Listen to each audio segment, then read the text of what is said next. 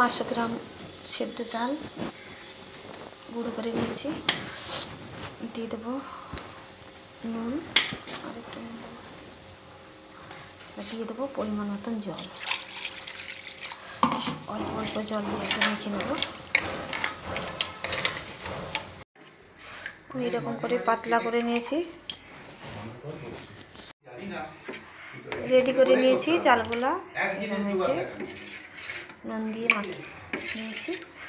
2-3 ঘন্টা যেন রেখে দেবো, সন্ধ্যাবেলা বানাবো। এরকম পাতলা করেছি চালগুলাটা।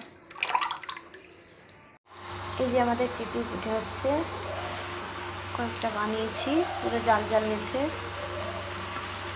সবকটা। আর এখানে বানিয়ে দুধের মধ্যে দিয়ে দিয়েছি একটা। এগুলো হয়ে গেছে,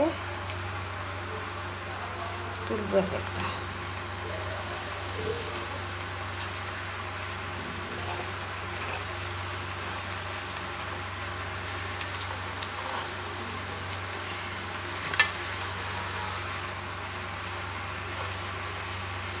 এক এক করে তুলে নেব।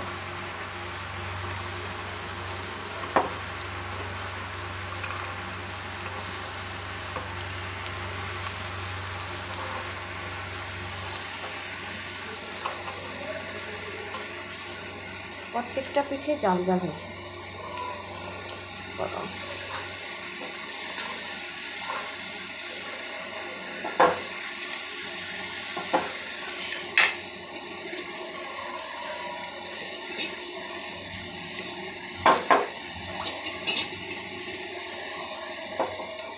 কিছু ব্যাটার একটা আছে, আর অল্প একটু আছে বাকি বানাবো।